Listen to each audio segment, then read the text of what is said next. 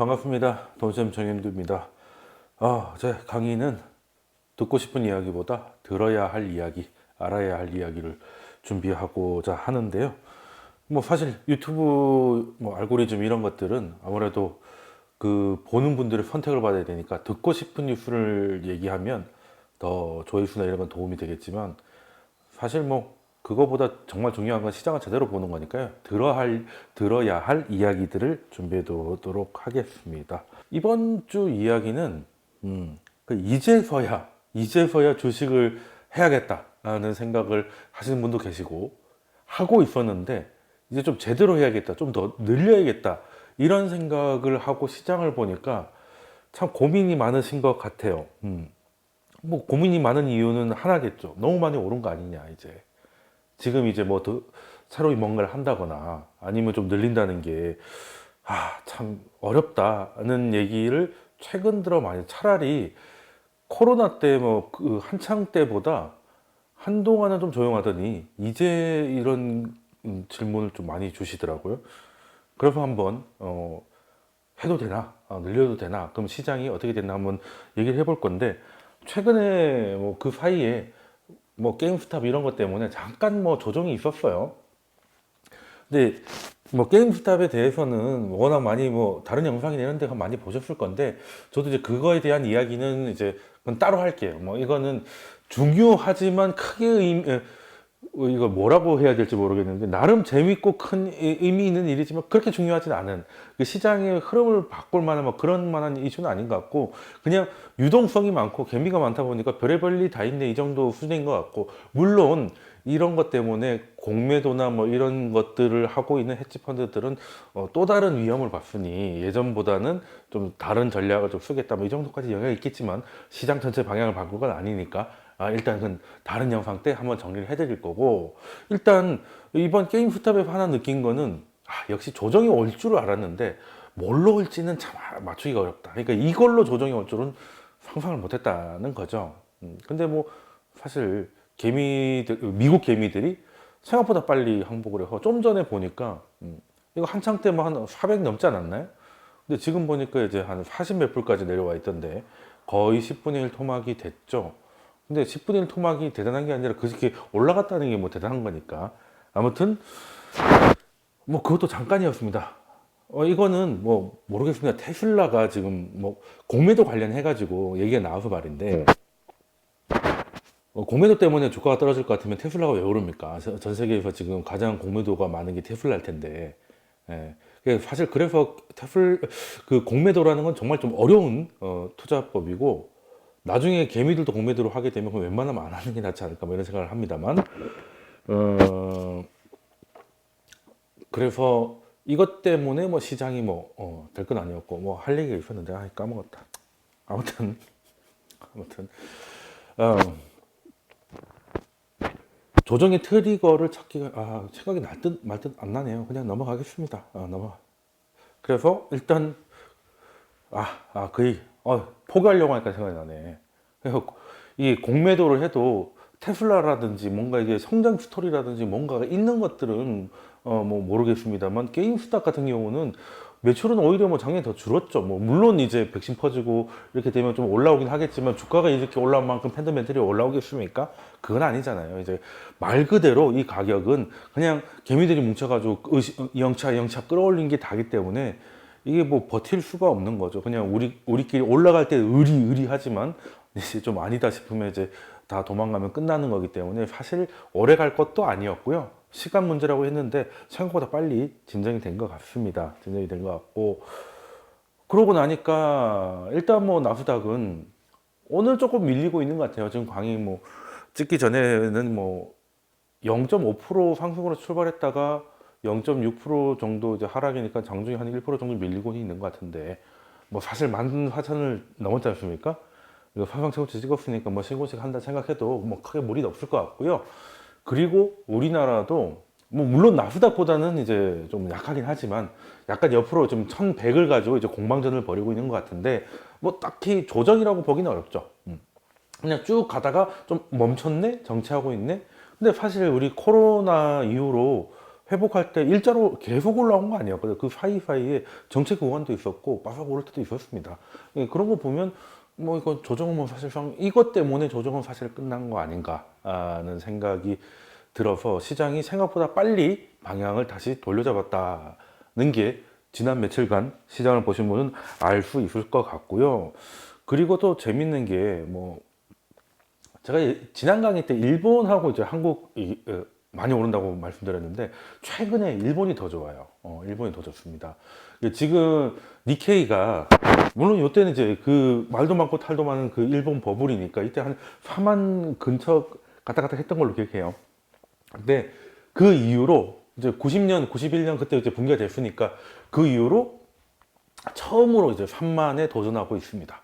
이제 크게 많이 남진 않았는데 그런 거 보면 일본이 원래 물론 내수 중심 국가지만 이제 니케이 들도로 같은 경우는 이제 수출 대기업이 많이 비중을 차지하고 있어가지고 글로벌 경기가 돌아오면 그 일본 니케이 지수도 간다는 거 말씀드렸고 그리고 우리나라도 갔었는데 최근 일본이 좀 더 강한 이유 중에 하나는 그런 얘기가 있더라고요. 지금 일본 외에도 강한 나라가 하나 있습니다.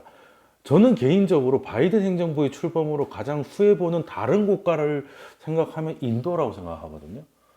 지금 일단 뭐 부통령도 인도 출신이고요. 그래서 그런지 인도가 최근 주간 상승률은 코로나 이후 최고로 보입니다. 왜 그랬을까? 왜 그랬을까? 바이든 대통령이 처음으로 쿼드란 얘기를 꺼내요. 인도하고 이제 인도 총리하고 얘기를 하다가 한마디로 이제 중국을 견제해야 되는 건 이제 알고 있는 거고 어떤 식으로 할까 했는데 트럼프는 이제 그냥 다이다이 깬 거죠. 중국하고 나하고 협상 테이블에 앉아가지고 야, 너 이거 안 하면 관세 때릴 거야. 이런 식이었다면 아메리칸 펄스트 좋게 말해서. 근데 바이든은 얼라이언스 펄스트죠. 이제 동맹 강화잖아요. 그러면 동맹 중에 이제 중국하고 적의 적은 친구라고 인도하고 중국하고 지금 사이가 겁나 안 좋잖아요. 그러니까 또 미국하고 원래 인도가 이렇게 중국하고 이렇게 사이 벌어지기 전에는 한쪽 편은 잘 안 들던 국가였거든요. 그랬는데 지금은 이제 반중에 굉장히 강해졌고 거기에 미국이 손을 내밀고 그리고 인도 출신이 행정부에 꽤 많이 들어갔어요. 부통령은 뭐 물론이고요. 그러다 보니까 기대감에 조금 유입이 되지 않았나 뭐 이런 판단을 하시는 분도 계셨는데 뭐 저는 뭐 뭐 그렇게 틀린 말은 아니라고 생각을 합니다. 그냥 아무튼 그냥 최근에 이런 이야기가 있어가지고 그러고 보면 이제 쿼드 플러스라고 해서 뭐 베트남이나 한국이 거기 들어가니 많이가 있는데 그런 고민을 하고 있는 나라들보다는 확실하게 쿼드가 될 나라들은 이제 주가가 최근에는 조금 더 좋은 모습인 것 같다. 뭐 꼭 이것 때문에 다 해결된 건 아니겠지만 자, 그런 얘기를 하는데 자 그럼 원래대로 돌아와서 많이 올랐습니다. 많이 올랐고요. 뭐 우리나라는 뭐 미국은 가장 많이 올랐고 그 다음에 우리도 결코 빠지지 않았잖아요. 그럴 만한 이유가 있었고 그래서 지금 보면 너무 많이 오른 거 아니냐 라는 게 이제 고민이실 건데요. 일단 이런 얘기를 할 때 제일 먼저 나오는 게 뭐 PER이니까 한번 보죠. 뭐 일단 나스닥입니다. 나스닥이 뭐 최근에 작년만 한 45% 올랐죠. 작년만 이 정도 뭐 오케이. 그리고 코스피도 재밌게 그 무역 분쟁하는 동안에 계속 슬금슬금 빠지다가 최근에는 이런 것도 오랜만에 봅니다. 오랜만에 보는데 자 그러면 그래서 과열이라는 거냐 아니면 지금 버블이라는 거냐? 과열은 맞죠. 네. 아니 뭐 이 정도인데 과열이 아니다라고 말하기는 좀 어려운 것 같아요. 과열은 맞습니다. 근데 과열이 곧 버블이냐? 과열하고 버블은 좀 다르다고 봐요. 그러니까 과열은 그냥 지금이 과열인 것 같고요. 버블은 그냥 말이 안 되는 그냥 많이 오르는 게 아니고 존나 오르는 막 계속 오르는 그런 거. 그러니까 그러니까 예를 들어 지금은 우려도 있잖아요. 그러니까 너무 많이 올랐으니까 빠질지도 몰라요. 뭐 이런 우려도 있고 뭐도 있고 근데 거기다가 그럴 만한 이유가 있습니다. 이 정도면 과열이야. 근데 설명이 안 돼. 그러니까 오른다고 생각해도 설명이 안 돼. 그냥 주식은 계속 오르는 거 아닙니까? 이렇게 될 정도가 되면 이제 그게 버블인데 일단 말로 끝내지 말고 한번 데이터를 한번 보면요. 우리가 이제 크게 뭐 버핏 지수라고 저도 한 몇 번 소개시켜 드린 적이 있는 것 같은데, 쉽게 말해서 주식시장 시가총액하고 GDP하고 비교해가지고 얼마나 되느냐 이거예요. 이게 시가총액이 뭐 100 얼마를 넘어가면 이제 GDP보다 크니까 이제 고평가됐다 뭐 이런 식으로 많이 쓰는데, 뭐 그거에 대해서도 약간 최근엔 논쟁이 있습니다만, 일단은 비교를 한번 해보면 이게 이제 요때가 이제 닷컴 버블이고, 요때가 이제 우리는 닷컴 때는 뭐 이 정도까지는 아니었던 것 같고, 닷컴보다는 이때 금융이 터지기 전에, 그때 조선철강기에 쭉쭉쭉 잘 나갈 때, 그때가 참 좋았었는데, 그때를 봐서 두 가지 잣대로 보잖아요. 일단은 시가총액으로 봐서도 아직 100이 안 됐어요. 아직 100이 안 됐습니다. 100이 안 됐고, 그리고 이제 소위 말하는 유동성이 풀린 거, 뭐 잉여 유동성 이런 말 하거든요. 그러니까 쉽게 말해서 뭐 채권 발행량, 뭐 그리고 주식 시가총액을 다 했는데 그걸 합쳐서 M2 증가율을 빼면 그래도 남는 돈이 얼마냐 이런 걸 보는 게 있는데요. 아무튼 뭐 쉽게 얘기하면 돈 풀린 거에 비해서 코스피가 얼마나 갔느냐 봤는데 뭐 별로 안 갔습니다. 얘도 아직 066, 07천 레벨이 안 됐고요. 절대값도 아직 100이 아니고, 물론 그때도 100까지는 안 갔습니다만, 그리고 유동성 대비로 봤을 때는 오히려 이게 좀 내려와 있는 상태라, 물론 최근 여기 과열인 건 맞죠. 뭐 이게 각도가 장난 아니게 빡센 건 맞는데, 과거의 버블이라고 할 만한 거에 비해서는 아직은 좀 야하다. 그러니까 쉽게 말해서 이 정도 올라가지고 버블이라고 하기에는 버블한테 미안하다는 거죠. 네, 그죠? 결론 다 말해버렸네. 근데 어쨌든 그럼 작년에는 어떻게 이게 갔느냐 이거 정리를 해서, 그럼 작년에 많이 올랐으니까 올해는 그 환경이 유지가 될까 변경이 될까 이런 것도 좀 파악을 해야 이제 포트폴리오를 할 때 주식 비중을 어떻게 할지 이런 게 고민 좀 풀 수 있잖아요. 그래서 그냥 간단하게 작년은 세 가지 사진입니다. 일단은 코로나가 퍼졌어요. 그래서 2월 20일부터 이거는 뭐 중국 우한 폐렴이 아니고 코로나가 되면서 이제 그냥 이탈리아, 이란으로 넘어가면서 그때보다 쭉쭉쭉쭉 빠져서 뭐 3월 9일부터인가 그 긴급 회의를 해서 23일까지 쫙쫙 빠졌던 게 기억인데, 일단 바닥 받친 건 연준이었죠. 바닥 받친 건 연준이고, 그리고 이제 당시는 대통령이 트럼프였으니까 트럼프가 비무장대 선언해서 뭐 여러 가지, 그러니까 뭐 정부만 한 건 아니지만 둘이 합쳐가지고 통화정책, 재정정책을 빡세게 했고요. 그렇게 해가지고 얘는 연준이 바닥을 잡아주고 행정부가 부양책으로 끌어올리면서, 이 끌어올리는 게 그냥 가는 게 아니라 정말 근거가 있다는 그 근거는 백신이 줬다는 거죠. 백신이 나와서, 쉽게 말해서 백신 나와서 집단 면역 될 때까지 돈으로 돈으로 시간을 벌면 된다. 오케이. 이거였잖아요. 그래서 보면 모더나가 그때 가능하다고 나왔던 6월달 이럴 때 우리나라 코스피가 또 한 걸음 더 올라가고 했던 게 기억이 납니다. 자, 그러면 쉽게 말해서 코로나의 충격을 벗어나서 그 고점을 뚫고 올라갈 수 있었던 원동력은, 저는 제가 쓰는 표현입니다. 폭력적인 정책. 그러니까 뭐 거의 시장이 이 정도 해줄 거야 했는데 그냥 이만큼씩 주고, 그리고 케어스 액트 같은 경우는 지금 이제 또 비슷하게 발표가 됐지만 1.9조 달러 그냥 현금 뿌리고 난리도 아니었잖아요. 우리도 재난지원금이라는 형태, IMF 때도 못 받았던 재난지원금이에요. IMF 때 우리가 솔직히 줬지, 돈 모으기 해가지고. 그 정도로 이제 재정정책이 세게 나왔고 통화정책이 또 세게 나왔습니다. 연준이 주식 살지도 모른다는 그 김칫국도 마신 적이 불과 6개월 전입니다. 그러고 나서 백신이라는 게, 이 코로나를 우리가 이제 인류가 벗어날 수 있게 됐구나 라는 건데, 그러면 지금은 백신은 이제 가능성이 아니고 이제 보급 단계로 넘어가고 있죠. 그리고 행정부가 바뀌어서 재정정책은 더 이제 좀 줄어들지 않을까, 힘들지 않을까 했는데, 바이든 행정부가 들어서면서 이제 더 세게 나가고 있고, 지금 연준은 아까 하방을 받치는 건데, 뭐 지금 하방을 받칠 게 없잖아요. 주식이 안 빠지는데. 그래서 별로 움직임이 좀 현재는 없는 것 같다는 거고요. 그래서 올해는 이 환경들이 어떻게 달라지나 잠깐 보면요. 일단 바이든 행정부의 경기 부양 의지는 정말 강한 것 같습니다. 최근에 뭐 소재, 금융, 에너지 이쪽으로 주가가 좋잖아요. 유가도 지금 많이 올라가고 50 다 넘어가 있고, 그리고 체감으로 느끼기에도 이제 1,500원 넘어가는 주유소도 많고요. 많이 좋아진 건가? 어쨌든 이제 소위 말하는 인플레이션. 근데 아직 인플레이션이라고 말하기는 좀 야하니까 그냥 인플레이션이 올 것 같다는 기대감라고 해서 리플레이션이라고 하죠. 그죠? 그래서 리플레이션을 트레이딩이 지금 시장에 그냥 완연해 있어요. 그냥 그 인플레가 오면 이제 주가가 좋을 만한 애들이 그냥 먼저 가 있고. 그래서 인플레 오면 제일 위험한 게 뭐예요? 채권이 인플레한테는 천적이잖아요. 그러니까 이제 반대지. 그러니까 인플레가 채권의 천적이지. 그러니까 인플레가 올 것 같으니까 채권 가격이, 채권 금리가, 채권 가격이 떨어지니까 채권 금리가 올라가고, 이런 것 때문에 이런 현상들이 다 일어나고 있는데, 일단, 이렇게 리플레이션 트레이딩이 만연한 데는 뭐 바이든 행정부가 들어서면 경기 부양책을 할 거라는 생각은 다 하고 있었어요.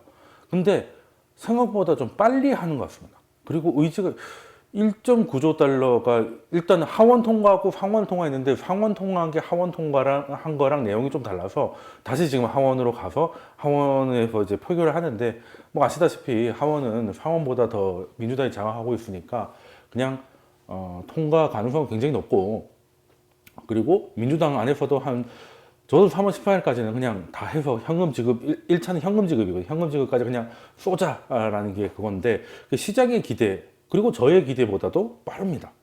빨라서, 일단, 제일 먼저 나가는 게 이제 돈 주는 게 제일 빠를 거잖아요. 그래서 한 1,400달러씩 이렇게 한 번, 그러니까 뭐 계속 매달 주는 게 아니고 한 번 이제 우리나라 한 160만 원 정도 그냥 보편적 재난지원금으로 이제 뿌리는 건데, 이게 한 3월 안에는 지급을 완료하는 게 목표다. 근데 아니 뭐 작년에도 그 뭐 한 달에 해서 두 달씩이나 주고 뭐 많이 했잖아. 뭐 그게 새로운 일이야? 라고 생각하실 수가 있는데, 돈을 주는 건 똑같아요. 근데 돈을 주고 있는 상황이 다른 겁니다. 그러니까 작년 같은 경우는 실업률이 폭증을 해서 높은 상황에서 이제 돈이 주어졌잖아요. 근데 지금은 실업률이 좀 내려오고 있는 상황에서 한 번 더 나가는 겁니다. 그러면 이 돈이 정말 위험하고 내가 뭐 직장 뭐 이런 걸 힘들 때는 아무래도 좀 저축을 많이 하겠죠. 어떻게 될지 모르니까. 그래도 여전히 힘든 사람은 많습니다만, 그래도 전체적으로는 좀 고용 시장이 좀 좋아진 상황에서 생각지 않았던 지원금이 한 번 더 나온다면 이거는 소비로 이어질 가능성이 좀 더 높다. 물론 뭐 주식 사고 하지 않겠느냐. 주식도 사고 했죠. 근데 지금 저축률이 꽤 높습니다. 그러니까 다 그냥 그 돈 받은 거 다 주식 사진 않았다는 거고, 그냥 이건 좀 살려고 좀 현금을 좀 쟁여놨다는 건데, 근데 이 돈이 나오면 지금 미국이 아무리 이제 그 백신 보급되면서 이제 그 확진자나 중증 환자 증가율이 좀 꺾였다 하더라도 뭐 어디 마음대로 나가가지고 스포츠 게임 보고 뭐 이럴 환경은 아직은 아니잖아요. 그러면 돈을 쓰면 어디다 쓰겠냐? 물건에 쓰겠지, 물건에. 우리도 그랬잖아요. 그냥 재택근무 해야 되니까 컴퓨터 썩었고, 그러니까 하나 바꾸고, 그리고 뭐 캠으로 뭐 줌하고 있는데 뒤가 너무 구려가지고 가구도 좀 바꾸고 하다 보니까 이제 재화가 많이 팔렸는데, 그러니까 내구재 위주. 그러니까 먹고 놀고 뭐 사람 만나고 즐기고 이런 것보다는 그냥 물건 사는 쪽으로 많이 돈을 썼는데, 이번에도 그럴 확률이 좀 높다는 거죠. 아니나 다를까, 지금 그 배에다가 이제 물건 보내는 가격이 비싸졌어요. 왜냐하면 배도 귀한데 컨테이너가 더 귀하다는 거지. 왜 그런가 했더니, 자, 미국에서 소비를 하면 그 물건들이 특히 이제 서비스가 아니라 재화일 경우에 물건이잖아요. 그 물건이 다 미국 안에서 제조되느냐? 그게 아닐 거예요. 대부분 아시아나 이런 제조 강국에서 넘어가는 걸 텐데, 그러면 미국으로 가는 컨테이너는 물건이 꽉꽉 차 있어요. 그러면 미국에서 받아가지고 빈 컨테이너 쌓아놓고, 이제 미국에서 또 해외로 수출하는 거에다가는 그 컨테이너를 실어서 또 보내야 될 거 아니에요. 근데 미국이 팔 게 별로 없는데 팔 것만 많잖아요. 그럼 택배가 계속 오는 거지. 그럼 택배 박스가 쌓여 있어요. 근데 이게 빈 박스로 보내기 못하니까 그냥 한쪽에 쌓여 있고, 그럼 박스가 귀해지는 거지, 쉽게 말해서.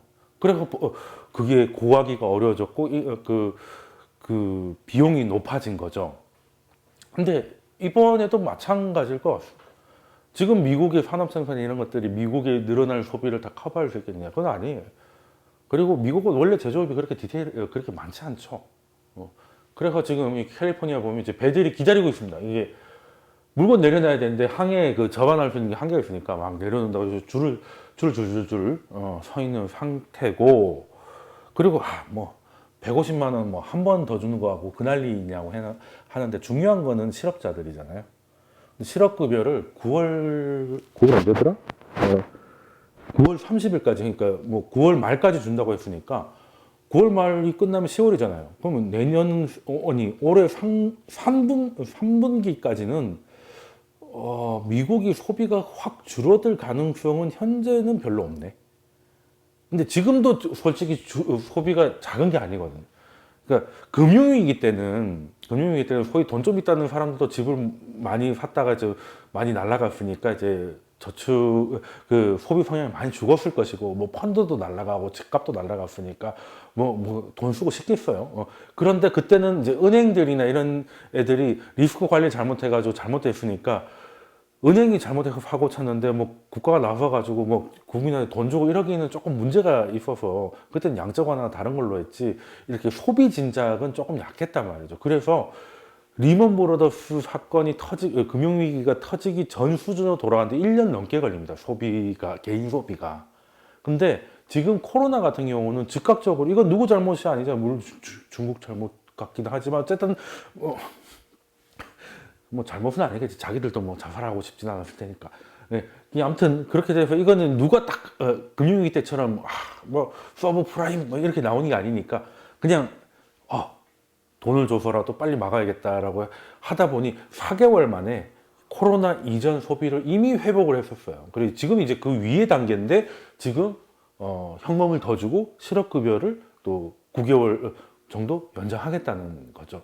그러면 소비가 뭐 줄어들 가능성은 뭐 크게 걱정을 안 해도 될 것 같고, 그리고 서비스보다는 재화 쪽이 많을 거기 때문에 거기에 한국, 중국, 대만과 같은, 요즘 그렇지 않습니까? 지금 반도체를 못 구해서 자동차 생산 라인이 멈췄대요.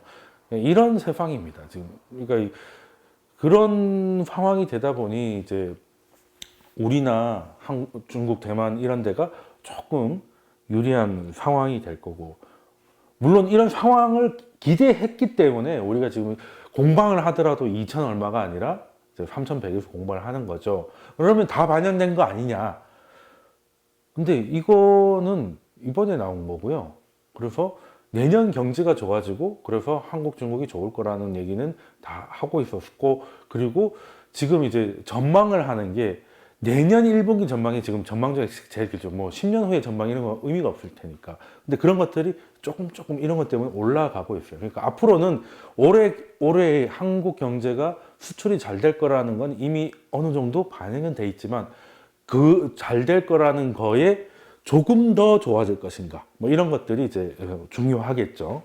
근데 현재까지는 이게 크게 나쁠 것 같지 않다는 겁니다. 그래서 또 미국 같은 경우는 지금 또 약간 불안해 하시는 분 중에 얘기를 들어보니까, 연준이 소위 말해서 밑장 빼기, 뭐 말로 조진다, 뭐 아니면 이제 갑자기 돌변해서 유동성을 줄일지도 모른다, 이런 걱정들을 뭐 지금 그냥 거시경제에 대한 걱정은 딱 그냥 레퍼토리는 딱 정해져 있습니다. 저도 뭐 그게 틀렸다는 게 아니라 경기 회복돼요. 경기 회복됩니다. 그럼 경기가 회복되니까 유동성을 추가 공급할 이유가 없죠. 그래서 유동성 공급이 줄어드는 테이퍼링이 시작되고, 금리가 되면 이제 그것 때문에 충격이 올 것이다, 이거거든요. 뭐 물론 그건 당연한 얘기인데, 그거는 아직까지는 조금 있다가 생각하기로 하고, 지금 연준이 뭐 추가적으로 이번 1월 FOMC도 그랬고 작년 12월 FOMC도 그랬고 하던 거 열심히 하겠다고 했지, 뭐 추가적인 뭔가 시장이 이해할 만한 걸 내놓지 않는다. 그래서 약간 좀 몸을 사려야 된다는 말도 일리 있죠, 당연히. 뭐 물론 연준이 그렇게 나오면 시장은 더 갔을 텐데 그러진 않았으니까. 근데 연준이는 이제 하방을 잘 막았지 않습니까? 그리고 우리나라 생각하시면 돼요. 우리나라는 뭐 한국은행이 양적 완화해서 다 끌어올리는, 그건 아니잖아요. 누가 올려요? 개미가 올렸죠. 미국이라고 꼭 다를까요? 그럼 미국, 뭐 아시다시피 로빈후드는 굉장히 중요하니까. 근데 이제 로빈후드는 조금 더 젊은 친구들이 좀 더 공격적으로 했다고 치고, 그러면 이제 참다가, 그러니까 오늘 강의 주제가 이제는 해야 될 것 같은데, 좀 늦은 거 아닐까요? 이를 고민하는 약간 점잖고 돈 많은 어르신들이 미국에도 많을 거 아니냐 이거죠. 그렇지 않겠습니까? 그러니까 쉽게 말해서 내가 이제 부동산으로 돈 좀 벌었어요. 우리나라에서. 근데 이제 부동산은 세금도 늘어나고, 아니 뭐 부동산이 꼭 떨어진다는 게 아니라, 이거 뭐 올라봐야 뭐 세금 내다가 될 것 같지도 않고, 근데 주식이 훨씬 좋은 것 같으니까 뭐 매체 중에 한 채는 그냥 좀 팔아가지고 주식을 해볼까 이런 생각을 했던 사람들이 왔을 그 돈을 갖고 왔을 때 뭐 그냥 확 시장 쭉쭉쭉 빠지고 있을 때 기회야 이걸 하겠냐는 거죠. 어느 정도 검증이 되고 좀 안전하고 좀 크고 뭐 이런 쪽으로 가겠죠. 그런 사람들이 움직임이 이제 머리수는 좀 작더라도 자금이 클 거 아니겠습니까? 미국도 마찬가지란 말이죠. 그러면 우리도 뭐 고객 예탁금 이런 거 뭐 69조가 됐다, 71조가 됐다, 다시 좀 줄었다, 뭐 이런 얘기 많이 들으실 건데, 이걸 왜 중요하게 생각하십니까? 대기 자금이잖아요, 대기 자금. 주식 예탁금이 뭐예요? 주식 계좌에다가 현금 넣어놓은 건데 아직 주식 안 산 거잖아요. 그러니까 쉽게 말해서 이제 거기다 주식 계좌에 돈을 왜 넣겠어? 주식 살려고 넣었겠지. 그럼 이게 늘어나면 이제 주식에 대한 수요가 늘어나고 있다라고 판단하는 건데, 미국도 마찬가지로 미국도 예탁금이 있지만 우리 단기 자금 뭐 우리 한동안 뭐 CMA 이런 거 되게 많이 썼잖아요. 지금은 이자가 뭐 개판이긴 하지만 한때 되게 좋았었거든요. 그런 것들 특히 이제 MMF라고 들어보셨을 거예요. 뭐 거의 예금과 다름없는 낮은 이자와 뭐 높은 안전성을 갖고 있는 뭐 그런 건데, MMF가 뭐 CMA라고 뭐 보셔도 뭐 RP형, MMF형 골라라 이런 거 한번 만들어 보신 분 아실 건데, 되게 그냥 안전한데 뭐 예금은 아니에요. 예금은 아니에요. 그냥 언제든지 꺼내 쓸 수 있는 굉장히 거의 현금과 다름없는 사실상 현금인 건데, 이게 작년 3분기 기준으로만 4.4조 달러가 있어요. 근데 그 중에 거의 60%에 달하는 56%가 가계, 그러니까 개인들이 갖고 있다는 거예요. 개인들이 갖고 있는. 그러면 4.4조에 60%가 개인이 갖고 있고, 개인들의 특징이 여기 경기 침체를 한번 벗어나고, 경기 침체 중에는 당연히 MMF가 올라가죠. 경기가 나쁘니까 지금 무슨 주식이야, 그냥 현금 들고 있어야지 라고, 이분들은 약간 보수적인 거죠. 그죠? 네, 보수적인 마인드로 보시면 이해가 돼요. 그런 다음에 경기가 다 돌아서면 이게 내려갑니다. 이게 왜 내려갔겠어요? 장고가 준다는 거는 이걸로 주식을 샀다는 얘기예요. 그죠? 그런 다음에 이제 다시 좀 올라가다가 경기 침체가 오면 다시 빠지고, 경기 침체가 지나고 나면 또 다시 이게, 가만 보니까 그때만 하더라도 금융위기 이후라도 그때만 10년 전을 보면 경기 회복이 딱 확인되니까 한 1조 달러가 나와서 주식을 사더라. 그러면 지금 그때보다 조금 더 늘어 있는 상태인데, 지금 아직 미국 경기 침체 중이에요. 미국 경기가 아직 플러스 안 됐습니다. 미국 주식이 날아가서 그렇지 미국 경제는 아직 아니에요. 그러니까 이게 확인이 되면, 그러니까 회복이, 경기 침체가 끝난 걸로 확인이 되면 뭐 이 10년 전의 기억만 해도 1조 달러 정도는 추가로 유입될 수 있는 대기성 자금이 있지 않나 라는 거죠.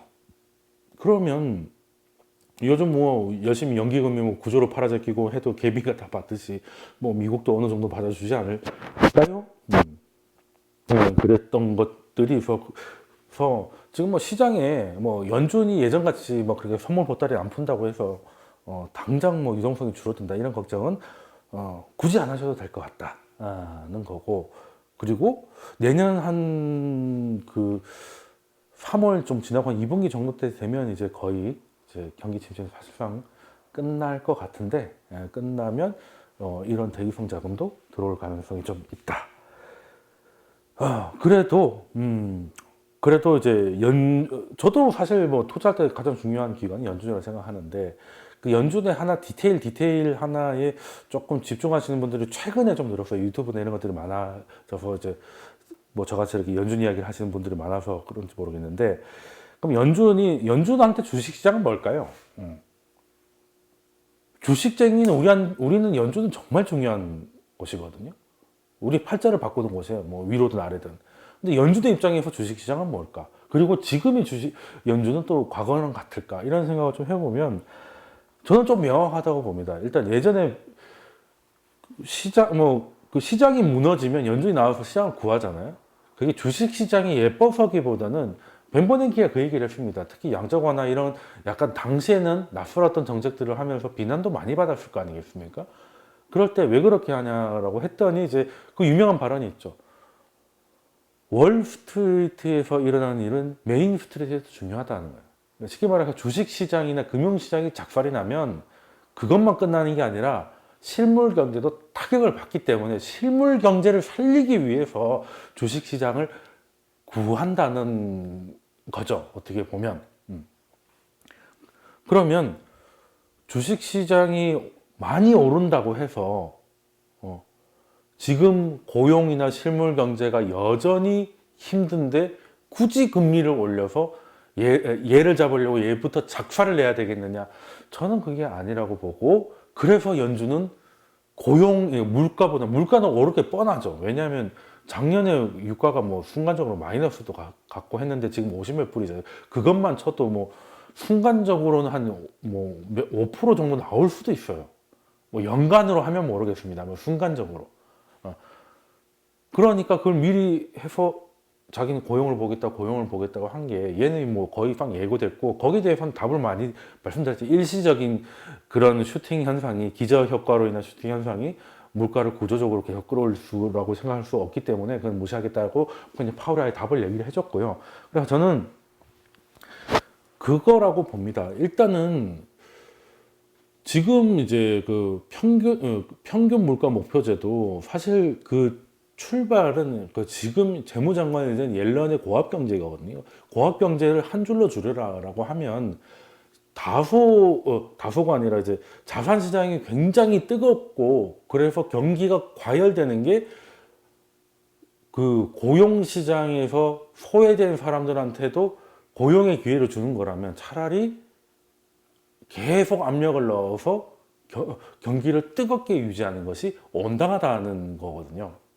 그게 정책적으로 녹아든 게 그래서 목표가 물가가 아니라 고용으로 바뀐 게 이제 평균 물가 목표제가 된 건데 그러면 지금 주식 시장이 조금 과열됐다고 해서 그리고 조금 더 올라간다고 해서 그걸 이유로 연준이 테이퍼링을 한다거나 뭐 할 가능성은 별로 높지는 않고요. 움직인다 하더라도 지금 이제 목표 물가제를 가지고도 고민이 많죠. 그러니까 평균이 1년 평균일 수도 있고 5년 평균일 수도 있고 그냥 엿장수 마음이니까 갑자기 연준이 돌변해가지고 평균을 굉장히 짧게 가져가면 금리를 올리게 될 거니까 충격은 분명히 있을 겁니다. 그래서 이걸 가지고 알 수 없는 정책 뭐 이렇게 물론 그러긴 맞는데 저는 그게 연준의 입장을 좀 생각해 봐야 된다는 거예요.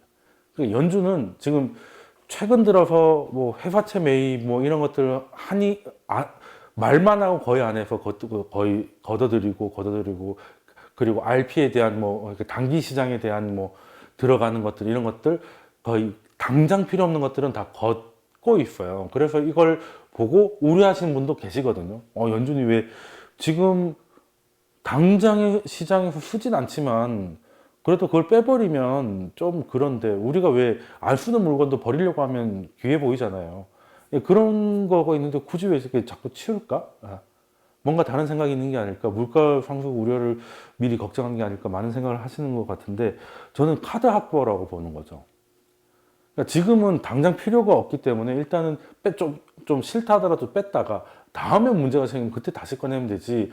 지금 계속 그냥 별 필요도 없는데 계속 시장에서 돌아가고 있으면 그건 나중에 카드로 못 쓰잖아요.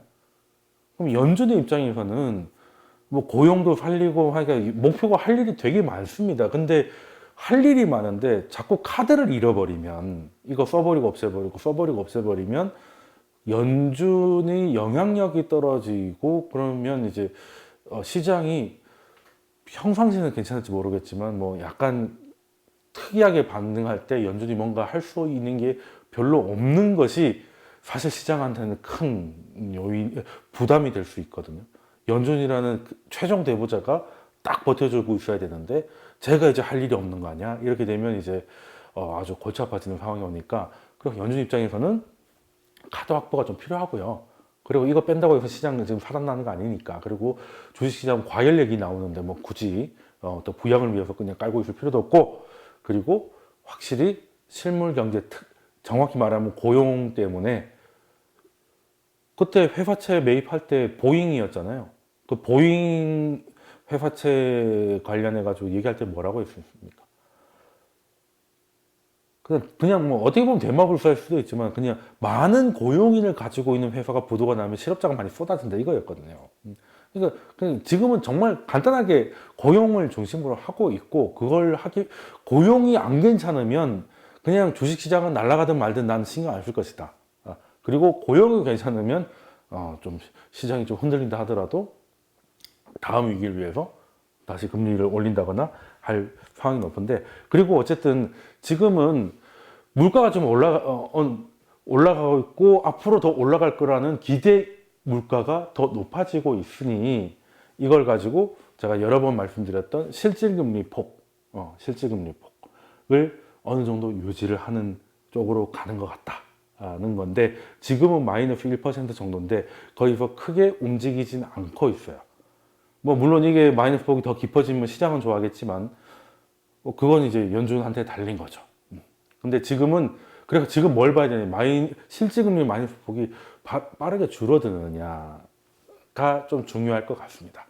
그리고 그러려면 실질금리 폭이 어느 1% 정도로 고정된다면 지금 명목금리가 올라가고 있으니까 얘도 좀 올라갈 수 있겠네요.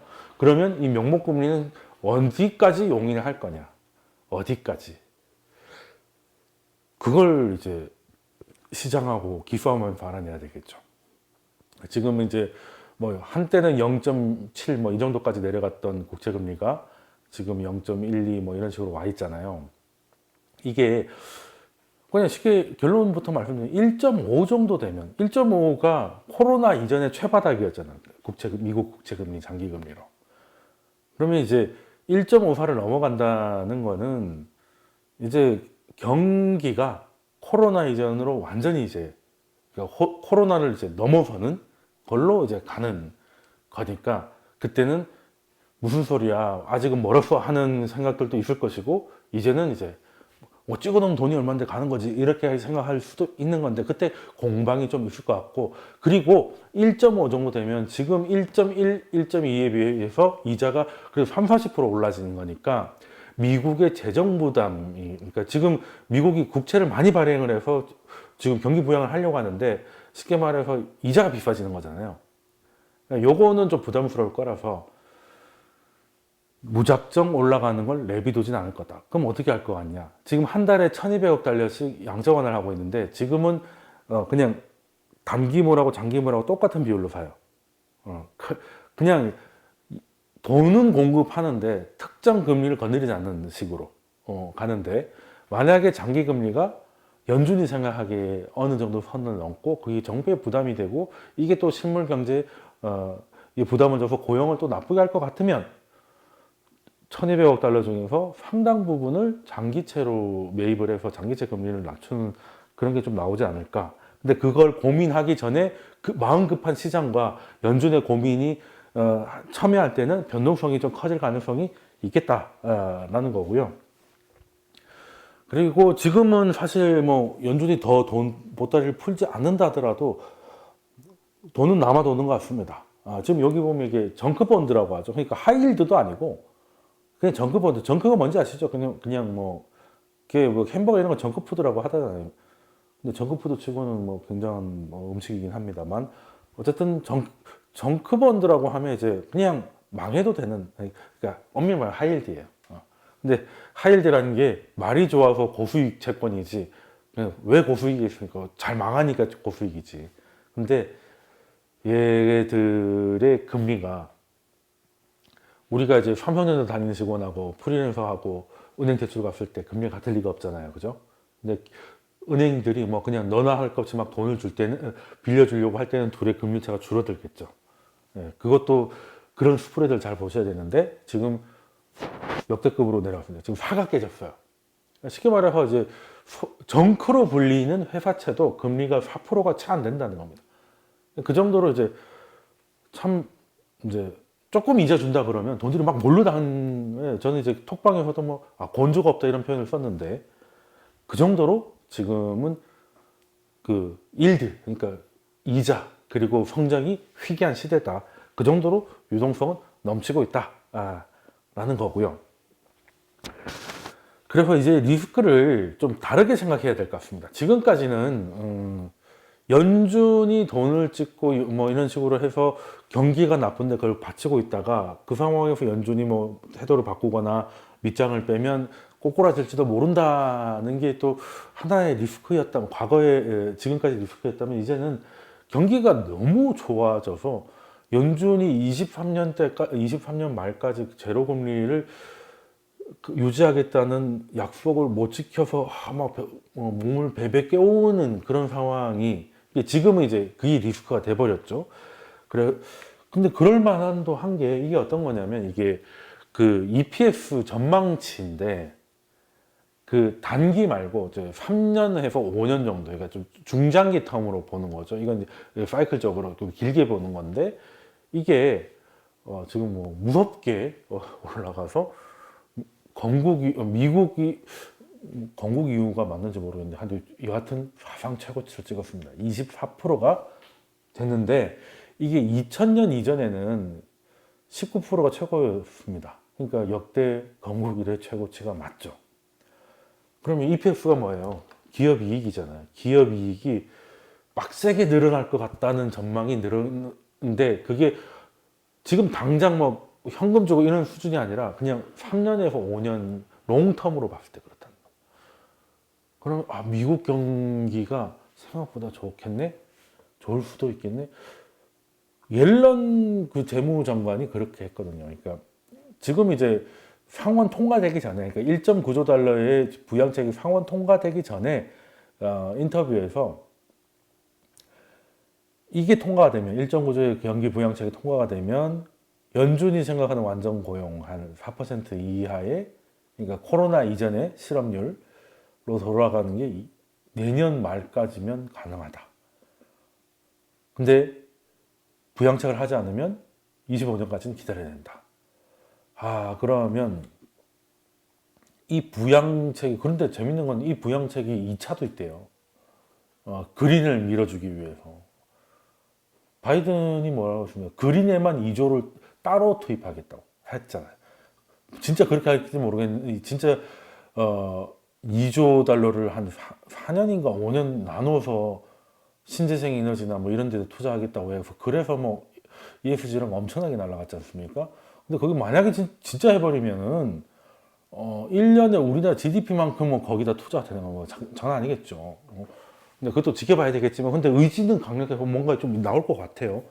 그런 것들을, 저런 것들 보니까, 와, 기업이 이제는, 근데 그러면은 그 제로금리가 너무 안 맞는 거 아닌가? 는 생각을 할 거고, 거기에 약간 그런 생각을 갖고 있는 연준 인사들의 발언이 나올 때마다 시장 한번 춤을 출 겁니다. 역시 그러면 그렇지, 뭐 이런 식으로요.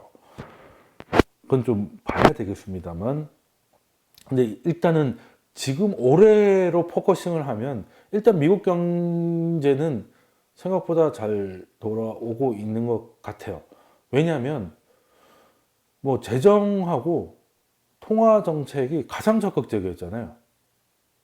뭐 솔직히 트럼프 때 방역과 마스크가 소극적이었지, 그 외에는 제일 적극적이었던 가 이제 미국이었고, 이제 바이든 행정부 와서는 재정적으로는 더 힘을 쓰고 있고, 그리고 옐런이라는 사람이 재정의 효율성도 높일 것 같다는 기대감이 있으니, 그리고 지금 이스라엘이나 이런 데 좀 보면 백신의 효과가, 지금 백신이 보급 속도가 기대에 못 미치는 건 사실이지만, 이것만 좀 극복이 되면 꽤 그 집단 면역이 가능할 것 같다는 것들이 놓이니까. 근데 문제는 미국이 너무 잘 나가면 유럽이 문제잖아요. 그러니까 이게 뭐 유럽이 딴 게 아니라, 유럽이 안 되면 유로가 약하고, 유로가 약하면 달러가 강한데, 달러가 강하면 우리한테 부담이잖아요. 이제 그게 이제 조금 문제일 수 있겠죠. 그래서 참 중국의 부상이 한동안 되게 얘기가 많이 나왔었는데 중국하고 미국과의 대결이라고 하는데 근데 이게 현실이에요. 거기 유럽 얘기가 안 나오잖아. 유럽은 이미 제가 볼 때는 중국이 큰 만큼 유럽이 빠진 거거든요. 그리고 코로나는 정말 유럽한테 아픈 겁니다. 유럽이 제조업이 별로 없잖아요. 다 서비스예요. 가서 놀고 먹고 뭐 이런 건데 관광이고 뭐 이런 건데 일단 거기서 그게 안 되니까. 그리고 재정도 한계 이런 애들이 많고 통화 정책도 이미 뭐 마이너스 금리인데 거기서 또 뭐 마이너스 0.4에서 마이너스 1로 간다 한들 그게 미국처럼 플러스에다 제로 가는 거하고는 효과가 다르겠죠. 그래서 참 유럽이 좀 잘해줘야 되고 그럴 것 같으면 빨리 백신이 좀 잘 돼야 되는데 이게 참 유럽의 몰락이 참 이게 본의 아니게 글로벌 경제의 숙제 아닌 숙제가 됐어요. 그게 이제 수치로도 드러나는데 이게 유럽에서 최고 건강한 뭐 이렇게 경제라고 하면 독일일 거고 그래서 유럽에서 그냥 독일 국채 금리를 많이 보잖아요. 그럼 독일 국채하고 미국 국채 스프레드를 보는데 이게 많이 줄어들었다가 최근 들어서는 다시 그러니까 유로존 재정 위기가 터지기 전에 그러니까 유로존이 그나마 멀쩡했을 때 시기보다 많이 이렇게 돌아와 버려 가지고 이게 차이가 많이 벌어졌어요. 차이가 많이 벌어져서 이게 뭐가 문제겠습니까? 독일하고 미국이 둘 다 선진국인데 독일은 국채금리가 뭐 마이너스고 미국이 지금 1.12고 이러면 어디다가 돈을 넣겠어요? 당연히 미국에 넣지. 그러면 유럽 자금들도 그 생각을 할 거 아니겠습니까? 그러면 유로화가 계속 시장에 나와서 달러를 바꿔서 국채로 들어가고 싶어 하니 유로화는 약세가 되고 달러는 강세가 되는. 요게 좀 그렇다. 그래서 좀 속도가 중요하다는 건데 유로 파이팅입니다, 진짜. 뭐 일단 물론 뭐 달러가 좀 강해진다고 해서 다 살아나는 건 아닌데 중요한 건 속도거든요. 그러니까 지금 이머징도 두 개가 딱 나눠져 있죠. 그러니까 지금 자원부국 이머징이 있고 한국, 중국, 대만 같은 이제 제조업이 있는데 저는 이쪽이 훨씬 강할 거라고 보거든요. 이제는 리플레이션이 좀 와서 이쪽도 나쁘진 않겠지만 지금은 이제 제조업이 얼마나 중요한지는 그리고 앞으로는 코로나가 완전 종식되기 전까지는 서비스보다는 재화가 더 빨리 글로벌 물동량을 주도할 거기 때문에 얘네들이 더 그래서 우리가 미국만큼 오른 것도 다 이유가 있는 겁니다. 자, 그런데 달러가 강해지면 일단 이제 원자재 국가들은 이제 가격이 떨어지니까 여기서 좀 성장이 정체되는 부분이 있고 그리고 우리한테는 달러 약세가 된다는 건 우리한테 이제 그 자금들이 들어온다는 의미인데 강세가 되면 우리한테도 사실 부담이죠. 근데 달러가 강해지는 것만큼 우리가 성장을 더 해버리면 우리의 성장 속도가 더 높으면 상관이 없는데 그게 아닐 경우에는 자금이 다시 환류가 일어날 수 있고 그게 우리가 2018년, 2019년 우리를 정말 힘들어 했던 게 미국은 계속 성장을 하고 우리는 미국 분쟁 때문에 성장 가능성이 자꾸 줄어드니까 자금이 자꾸 환류를 해서 여러 가지 문제가 발생했던 기억이 나는데 일단 그래서 유럽이 좀 빨리 백신이라도 좀 빨리 보급하기를 바라고요. 일단 이건 뭐 꼭 이렇게 이것 때문에 뭐 이렇게 될까기보다는 지켜봐야 됩니다. 지켜봐야 되고 달러가 글로벌 특히 이머징의 성장률보다 더 빠르게 강세가 되는 것은 분명한 부담이다. 라는 건데 일단은 근데 그게 연준이 그러니까 유럽이 못해서 강해지는 거야 뭐 연준이 뭘 어떻게 하기가 힘들겠지만 연준 스스로가 달러를 강하게 하려고 하지는 않을 것 같다. 지금 테이퍼링 뭐 이런 그 지난 강의도 나왔던 보스틱 애틀란타 맞나? 맞네.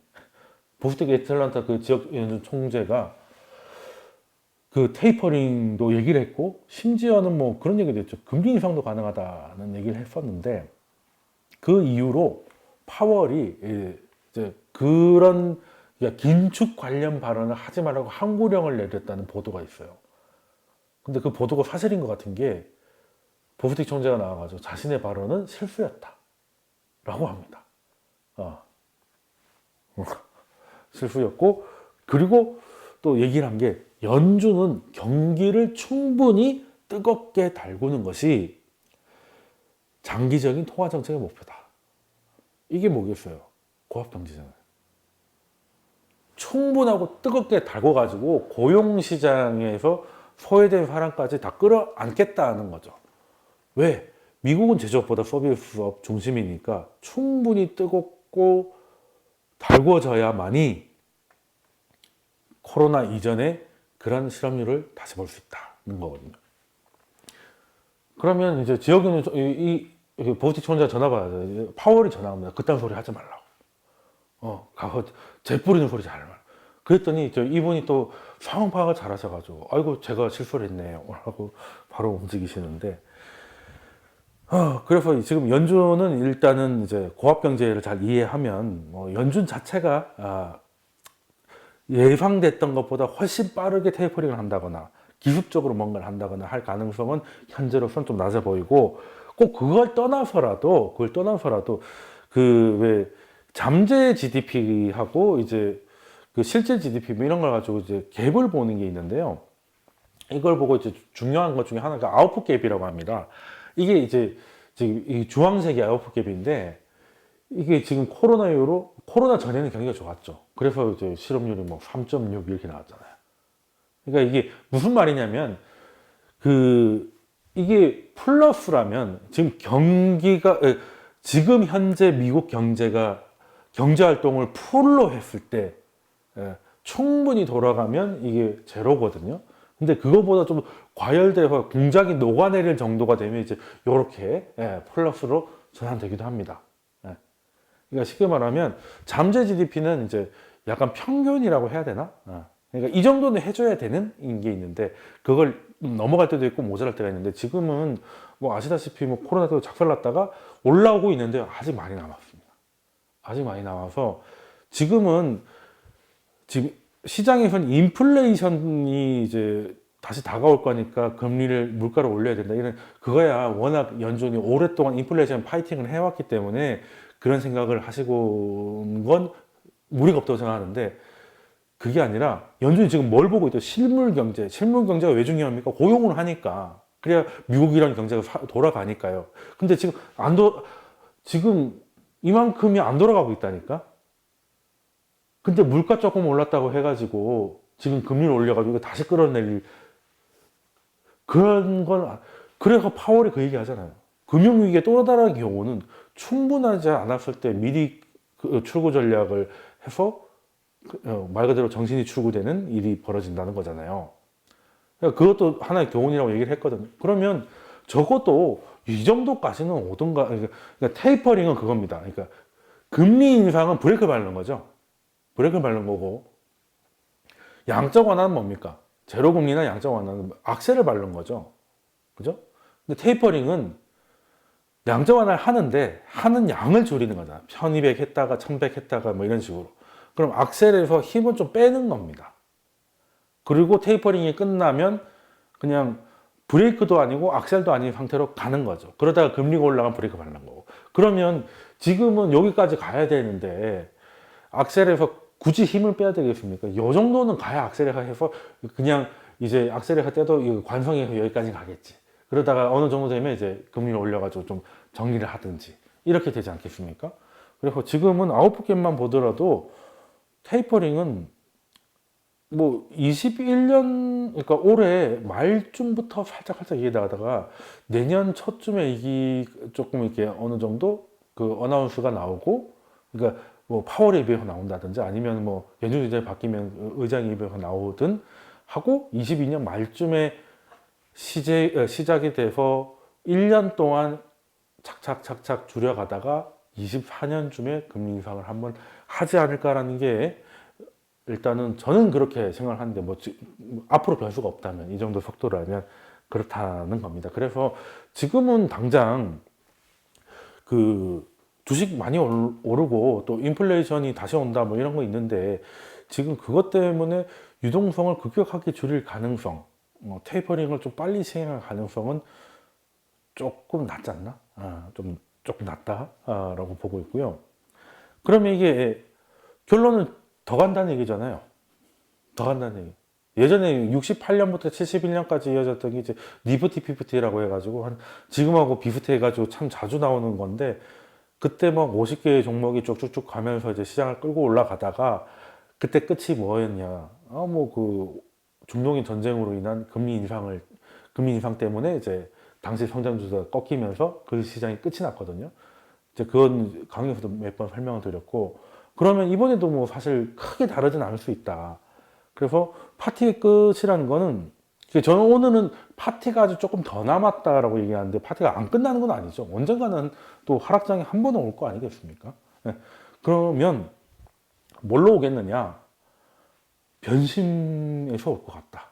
그러니까 거기에는 연준의 변심. 연준은 지금까지 고용을 되살리기 위해서 지금까지의 모든 그 룰과 이런 것들을 바꾸고 주식이 날아가는 것도 눈을 감고 막 이렇게 하고 있는데 나중에 마음을 바꿔서 야, 이놈의 물가 이제 오냐 오냐 했더니 이제 싸가지가 없네 이제 잡아야겠다라고 생각하는 그 순간 그리고 시장에서 지금 기술주에 몰리고 있고 뭐 테슬라도 뭐 예전에 팡이라고 탕이 맞죠. F는 빼고 T로 바꿔야 될 것 같은데 아무튼 이제 그런 거에 대한 투자자들이 이제는 얘네들 끝인가 보다 라는 변심이 오면 이제 이 2008년부터 잠깐 코로나 때문에 잠깐 끊겼다가 이어졌던 이 장대한 강세장이 마무리가 될 수도 있겠는데 일단은 제가 옛날 강의지만 제일 최근에 올렸던 강의가 강세장은 어떻게 끝이 나나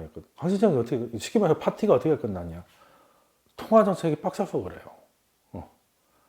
그러니까 그냥 연준이 금리를 올려도 시장이 워낙 관성적으로 계속 가니까 연준이 금리를 계속 올리는데 어느 순간 연준도 모르게 실제 경기가 버티지 못할 수준으로 올리기 시작하면 그때부터 이제 꼬꾸라지는 거. 그래서 2000년 이후에 경기 침체는 전부 다 연준이 금리 인상을 제때 멈추지 못해서 사고가 난 거라고 말씀드렸잖아요. 이번에도 마찬가지일 겁니다. 그래서 아직은 아니겠지만 연준이 실제 금리를 올리고 막 해서 지금은 오히려 연준이 물가가 올리면 유동성을 줄이지 않을까 해서 거기 되게 시장이 예민하잖아요. 저는 그래서 아직 더 간다고 생각합니다. 왜? 진짜 버블이라고 하면 연준이 금리를 올려도 그냥 웃어야 돼. 이거 이제 어이구 올리셨어요. 뭐 이런 분위기 있죠. 2007년 이런 데 보시면 연준이 17번 연속 올립니다. 지금 같으면 상상도 못하죠. 근데 그래도 뭐 그날 잠깐 밀리고 그냥 계속 가니까 나중에 연준 맨날 올리는 거 아니야? 약간 이런 분위기입니다. 그렇게 되면 이제 세상에 그 우려하는 사람 아무도 없고 가장 비관론자도 드디어 전체 선택으로 주식 몰빵 시작하고 할 때가 이제 막이라는 거. 그런데 지금은 금리 올까봐 노심초사 하잖아요. 그러면 그 한마디 때문에 출렁이고 변동성이 커질지언정 파티가 끝나려면 그리고 아직 버블도 못 겪어봤는데 버블 너무 걱정하지 마시라는. 버블이라고 하면 연준이 금리를 올리고 또 올리고 또 올리고 또 올리고 해도 어시고 올려는 드릴게 이런 분위기가 되면 그냥 연준 금리 올리는 거 그게 다 옛날 얘기예요. 그냥 요즘 완전 새로운 세상이 열렸거든요. 이런 식으로 되면 그때는 이제 조심하셔야 되는데 지금은 사람들이 연준이 테이퍼링 한마디만 해도 이런 분위기라서 의외로 파티는 생각보다 조금 더 남았다 라는 생각을 하고 그리고 이제 기술주에 대한 투자자들의 변심도 고민을 좀 해야 되는데 일단 과거 데이터에서 한번 설명을 좀 드리면요. 일단은 그 닷컴 버블하고 지금하고 많이 비교가 되는 게 그때도 기술주였고 지금도 기술주고 근데 사실 따지고 보면 그 주가가 많이 올랐다는 거 외에는 다른 게 하나도 없는데 어쨌든 그래도 그때는 마이크로소프트, 제너럴 일렉트릭, 시스코, 인텔, 월마트 뭐 이런 식으로 해가지고 그때 한 5개 종목이 그 지수의 거의 20%까지를 장악을 합니다. 쉽게 말해서 걔네들이 주도해서 끌었다는 얘기죠. 근데 지금은 더 합니다. 뭐 22%가 넘었으니까. 자, 그러면 이게 우리가 코스피나 이런 거를 봤을 때 코스피는 그러니까 삼성전자가 움직이면 다른 애들이 더 빠져도 주가가 올라가고 이런 일이 벌어지잖아요. 그래서 그냥 그런 거, 그 비중 그런 거 말고 동일 비중으로 해가지고 삼성전자도 한 개, 현대차도 하나, 그리고 저기 작은 것도 하나, 이런 식으로 동일 가중으로 해가지고 보면 동일 가중 지수하고 코스피 지수하고 놓고 봤을 때 이 두 개를 보면 시장에 쏠림이 있는지 아니면 그냥 골고루 올라가는지 그걸 볼 수 있는데, 미국도 마찬가지거든요. 자, 이게 보면 이게 내려간다는 게 뭐겠습니까? 이게 동일 가중이 S&P 500의 그 상대 강도거든요. 그러니까 동일 비중이 떨어진다는 거는 쉽게 말해서 일부 몇 개가 끌고 간다는 겁니다. 얘는 비중이 포함이 안 돼 있으니까 골고루 올라가면 얘네가 오히려 더 올라갈 텐데, 몇 개가 끌고 올라가면 얘네들은 뭐 쉽게 말해서 삼성전자도 1위고 뭐 다 이런 식이니까 내려간다는 거예요. 그러다가 한번 리세션이 오면 또 이게 쭉 한번 올라가죠. 왜? 주도주 많이 먹은 게 토했겠죠. 그럼 주도주가 깨지니까 그 동일 가중이 밀렸던 게 어느 정도 비슷해져 가지고 또이또이가 되고, 그러고 나서 이런 식으로 가다가 지금 다시 좀 내려가고 있죠. 지금 다시 뭐겠습니까? 뭐 아시다시피 지금 얘네들이 일부 종목이 끌고 가고 있으니까 또 동일 가중이 다시 한번 이렇게 꺾이는 거예요. 다시 한번. 그러면 이게 한번 꺾이고 다시 올라간다는 게 뭐냐면 주도주가 바뀌었다는 거거든요. 근데 지금 그렇다면 그냥 순환매 수준이 아니라 그냥 섹터 로테이션이 그냥 빡세게 일어나는 거지. 성장주 작살, 가치주 환영 뭐 이렇게 된다든, 꼭 그렇게 된다는 게 아니고 그 정도의 큰 게 나오면, 그래서 연준이 물가에 대해서 지금까지 일부러 감았던 눈을 뜨고 도저히 못 참겠냐고 튀어나오는데, 투자자들이 어이구 연준이 이렇게 나오는 거 보니까 이제 기술주는 작살났겠네요 하고 다 집어던지자, 이런 식으로 나오면 이 파티는 끝난다는 거죠.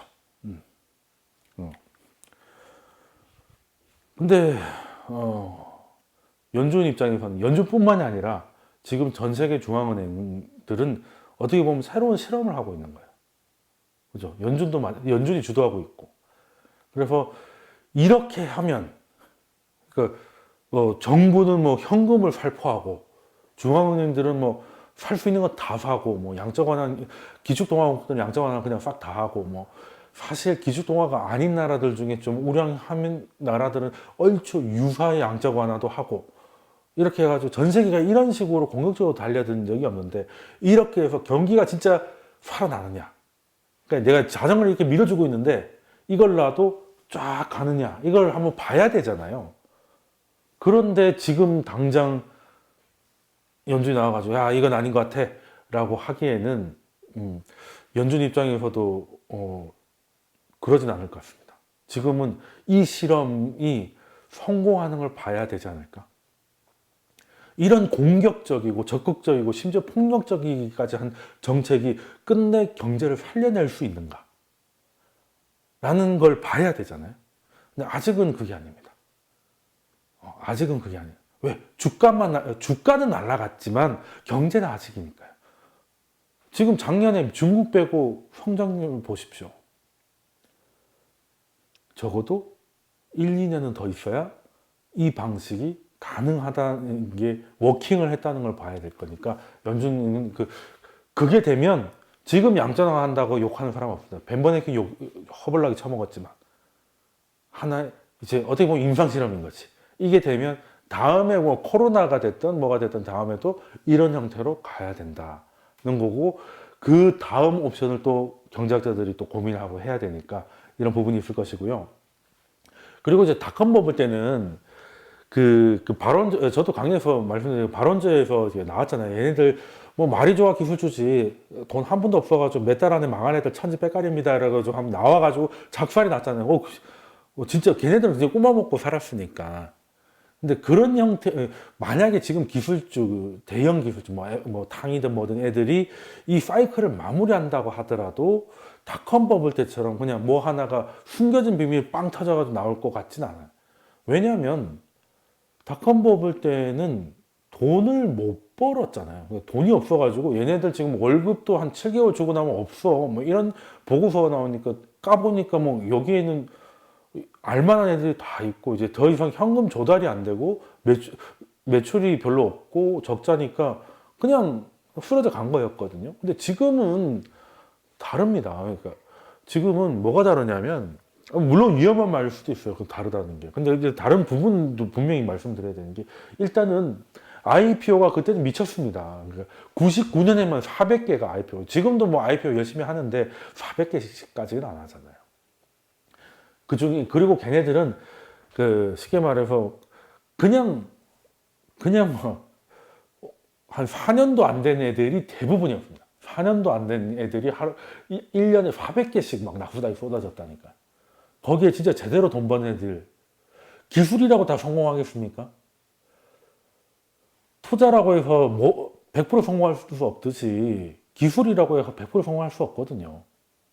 그리고 그 기술이 성공을 해야 그 돈을 버는 것이고 기술이 성공해도 그 기술로 돈 벌 수 있는지 없는지도 봐야 되는 문제거든요.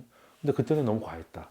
근데 지금은 물론 IPO 늘어나고 있지만 그 정도 수준이 아니고 그리고 중요한 거는 당시에 한 4년 막 이렇게 업력도 없는 애들인데 지금은 그래도 이 시장에서 상장은 안 했지만 뭐 꽤 10년 넘게 굴러 먹으면서 이제 좀 내공을 키운 아이들이 이제 상장을 하더라는 거고 그리고 상장되기 전에 돈을 벌어요. 지금 뭐 페이스북, 애플, 뭐 구글은 상장하기 3년 전부터 흑자로 돌아섰었거든요. 뭐 지금 걔네들 현금 부자잖아요. 지금 기술주들은 닷컴버블 기술주들은 그냥 맑게 꿈만 있고 회사 안에는 다 썩어가고 있었지만 지금은 얘네들이 돈이 너무 많아서 얘네들이 세상을 지배할까봐 그게 걱정인 상황인 거고 매출이 이렇게 차이가 납니다. 당시 닷컴버블 때는 상장 때 매출액이 개판이에요. 근데 지금 보면 레벨가 다르잖아. 그러니까 물론 뭐 상장해서 다 잘 되는 건 아니지만 일단은 애들이 많이 그 기초 체력이 상당하다. 일단은 예전처럼 개떼처럼 몰리지 않고 업력도 되는데 심지어 돈도 벌어요. 그런 회사들이 또 나스닥에 상장돼서 또 취급받고 있는 거거든요. 그러면 뭐 보고서 하나 나와가지고 얘네들 다 구라예요 이렇게 뭐 거지예요 이렇게 한다고 망할 그럴 그림은 아닙니다. 그러면 그때처럼 우리가 속았어라고 막 투매 이게가 아니고 좀 이렇게 사이클이 접어진다 하더라도 좀 적당히 물론 저는 이제 닷컴처럼 우르르 꺼지는 게 아니고 일부 기업들이 일부 회사가 빠지고 새살이 돋고 이런 식으로 가는 약간 소프트 랜딩 하더라도 소프트 랜딩 하지 않을까 뭐 너무 행복해로 돌리는 거 아닙니까? 라고 말씀을 주시면 저는 할 말은 없습니다만 나름대로 제가 시작할 때 말씀드렸던 것이 저도 제가 듣고 싶고 제가 보고 싶은 뉴스만을 볼까봐 그 최대한 경계를 많이 하고 하는데 어쨌든 이건 좀 알고 가시는 것들이 좋겠다 라는 생각이 들어서 제가 지금 말씀을 드린 거고요. 그래서 지금은 과열과 버블의 사이에 있는데 근데 그냥 과열도 아닙니다. 이유 있는 과열이라고 생각합니다. 그리고 과열의 레벨도 과거에 버블이라고 불렸던 시기하고는 굉장히 낮다. 뭐 소위 뭐 그러죠. 요즘 다 주식 열풍이고 뭐 우리 초등학생이 물론 초등학생이라 주식하지 말라는 법은 없지만 뭐 수익을 많이 났다고 해가지고 그게 영상이 뭐 화제가 되고 그리고 경제 유튜버들 엄청나게 쏟아지고 막 한 것들 다 좋은 이것도 그런 거 있잖아요. 뭐 그 객장에 뭐 애기 없고 뭐 나타나면 뭐 꼭대기다 뭐 이런 얘기를 하는데 물론 그거는 주식 시장이 좋아서기보다는 딴 게 망해서라고 저는 생각합니다. 그러니까 상대적인 매력인 거죠. 주식이 좋은 건 맞지. 주식이 좋은 게 많은데 주식이 좋아진 거는 주식 자체의 매력도 있겠지만은 일단 부동산은 넘사벽이에요. 그러니까 부동산으로 벌만큼 번 분들은 일부 부동산에서 성공한 거 아니면 추가로 부동산을 하려고 했던 거를 주식으로 좀 잠깐이라도 가져갈 수 있는 상황이 된 것 같고, 그리고 부동산에서 철저하게 외면받은 뭐 청년들이나 이런 사람들은 뭐 주식은 그래도 압구정 현대 아파트를 뭐 100만 원 갖고 투자할 수 없잖아요. 근데 뭐 삼성전자는 100만 원 갖고 투자할 수 있고, 이게 되니까 들어온 것도 있고. 그리고 요즘 솔직히 말해서 열심히 일한다고 투자 공부 안 하면 벼락까지 받겠다 됩니까? 일 잘하는 거지지 뭐. 냉정하게 말씀드리면. 그래서 저는 톡방에서도 말씀드렸지만은 지금 이렇게 저성장 시대, 자본주의는 원래부터 자본주의였는데 저성장 자본주의에서 개인이 돈을 버는 거는 저성장이기 때문에 계속 국가가 됐든 중앙은행이 됐든 돈을 찍어요. 그 돈이 어떻게든 자기 주머니에 들어올 수 있는 길을 만들어 놓는 겁니다. 그게 뭐겠어요?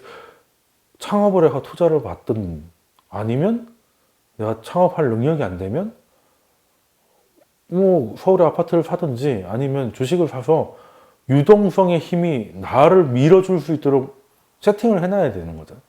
돈이 나한테 오려고 해도 올 길이 있게 만들어야죠. 그게 이제 투자 공부 아니겠습니까? 예. 그런 거라고 저는 생각을 하는데, 그래서 찍은 돈들, 그 넘친다는 유동성이 자기한테 좀 올 수 있도록 귀를 좀 터주고, 우리 길 여기 있어요라고 이렇게 하는 그런 것들을 뭐 제 영상이 좀 도움이 되셨으면 좋겠고, 많이 공부를 좀 하셨으면 좋겠는데, 그리고 실전 투자나 이런 것들은 뭐 나중에 저희랑 이제 멤버십을 참석하시면 도움이 많이 되실 거고, 어쨌든 이런 상황은 상대적인 것도 있다. 다른 게 별로니까. 예금금리가 지금은 5%다. 그냥 주식 안 하는 사람 많을걸요? 물론 10몇 %대도 하는 사람은 합니다. 근데 이게 예금이 거의 뭐 제로다. 요즘에 예금금리를 이제 2년 예금으로 하더라고요. 0.몇 %니까 민망하잖아요. 그러니까 2년 예금 1%뭐 이런 식으로 나오는 데도 있던데. 그래서 그런 거지, 주식에 대해서 무조건적인 과도한 그런 낙관은 현재는 아니라고 봅니다. 일단 데이터에서도 나오는 게, 물론 미국 데이터긴 합니다만, 미국이 뭐 우리보다 더 빡셌으니까 미국 개미들 참고하면 좋은데, 이게 대표적인 미국 개미연합에서 나오는 이제 앞으로 시장이 불리시할 거냐 아니면 베어리시할 거냐. 그러니까 쉽게 말해서 파란색은 시장이 앞으로 갈 거라는 뜻이고요. 이거는 이제 꺼질 거라는 건데, 둘이 만났습니다. 그러니까 중간에서 보통 이제 한 그 55 그리고 25, 보통 이 라인 안에서 왔다 갔다 하거든요. 그래서 45를 넘어가면 좀 이제는 과도한 낙관인가 뭐 이런 얘기를 하는데, 지금 물론 여기까지 갔었는데 지금 엄청나게 의미 있게 많이 내려왔습니다. 근데 미국 주식 시장이 빠진 것도 아닌데, 그죠? 그래서 지금은 오히려 베어하고 불리시가 만났습니다. 한 37 정도 되는 것 같아요. 이거는 그냥 역사적 평균 안에서 그냥 딱 평균 안에 있어요. 뭐 크게. 그러니까 시장은 지금 개미들은 과도한 낙관에 빠져 있지 않습니다. 그렇다고 과도한 비관이 있냐? 그렇지도 않습니다. 그냥 시장은 시장인데, 뭐 게임스탑이니 이런 애들이 좀 이렇게 시끄러운 애들이 그 FNF나 유튜브나 이런 것 때문에 좀 더 좀 시끌벅적할 뿐이지, 전체적인 개미들은 빠르게 지금 물론 좋았을 때는 엄청 좋았는데 지금 좀 많이 내려왔어요. 왜? 이게 뭡니까? 너무 많이 올렸으니까 이제는 안 오르겠지. 지금 여러분들이 이 영상을 보는 그 마음하고 여기 똑같은 거예요. 똑같은 겁니다. 그래서 역발상적으로 조금은 더 갈 수 있다. 더 갈 수 있다는 거고, 그래서 2020년 작년 같은 경우는 제가 말씀드렸어요. 적극적이고 공격적이고 폭력적인 재정과 통화 정책, 그리고 백신의 기대감으로 그때는 그냥 용기와 돈만 있으면 됐죠. 코로나가 퍼지고 있지만 이게 세상이 망하지 않을 거라는 희망과 용기를 가지고 사면 그걸로 끝나는 게임이었는데, 웬간한 건 다 갔으니까. 근데 이제는 과거 같지는 제가 연준이 바닥은 잡아줄지언정 올라가는 걸 계속 올릴 필요는 없잖아요. 물론 예전하고 생각이 달라서 고용시장을 충분히 적시기 위해서 압력을 높이기 위해서 지금 굳이 이걸 올라가는 걸 잡아내리지 않는 뿐인 겁니다. 옛날로 치면 이 정도면 제어가 나왔을 건데 그래도 고용을 보기 위해서 많이 낮은 겁니다. 예. 그러니까 더 안 올려준다고 이제 그렇게 걱정할 필요는 없다는 거예요. 근데 올해는 뭐 그러지 않을 거죠. 아니, 올해는 이제 바닥을 잡아줄 일은 별로 없고 어떻게든 그냥 조금 더 압력은 계속 넣어주겠지만 압력이 그냥 확 늘어나든 작년하고 똑같이 투자하기 좀 위험할 수 있겠다. 그래서 어느 정도는 적정성을 보고 이제 소위 말하는 이제 파도 타기를 좀 잘할 필요가 있는 것 같아요. 큰 틀에서는 작년하고 다르지 않고 주도주는 크게 변하지 않을 거라고 생각을 합니다만 그 안에서 새로이 진입하시는 분들 아니면 새로이 포트를 확장시키고 싶은 분들은 이제는 좀 기존에 가지고 있던 거하고 똑같은 거라고 생각하시면 좀 곤란하지 않을까 하는 생각을 좀 하고 있어서 앞으로도 기회는 더 있고 파티는 더 이어질 가능성이 높지만 물론 그 사이사이에도 근데 중요한 건 그겁니다.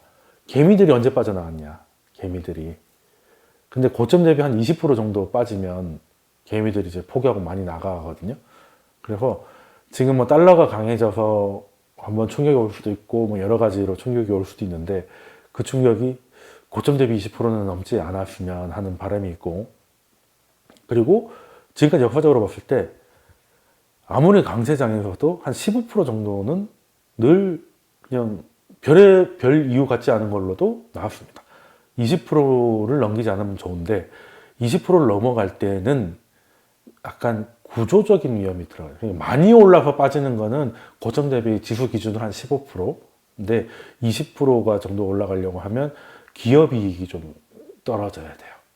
그리고 한 반토막이 나는 작살나는 거는 이제 연준이 긴축을 하는데 기업 이익이 떨어지는 거가 돼야 되는데 현재는 20%를 넘길 가능성은 별로 없고 그냥 흔들리면 사면 되는 조정 이런 것들이 한 정말 길게 보면 한 15% 짧게 보면 한 10% 정도 되는데 그 정도는 있을 수 있겠다라는 거고요. 그리고 이제 사실 뭐 중요한 건 요즘 같으면 연준이 아직은 태도를 바꾸지 않았고 변심을 하지 않았고 투자자들도 변심을 하지 않은 것 같습니다.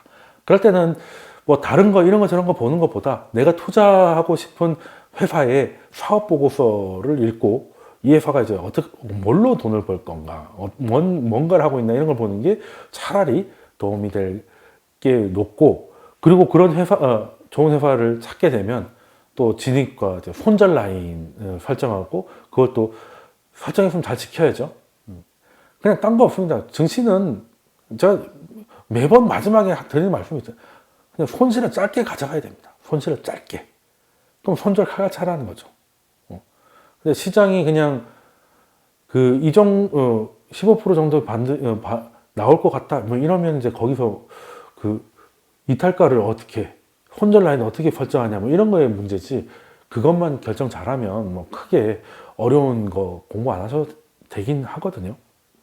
그래서 다들 혼자서는 어려우실 거니까 제가 일단 저 구독자분들하고 제가 뭐 라이브 이런 것도 좀 해볼 의향인데 일단은 뭐 카톡방이 더 편하더라고요.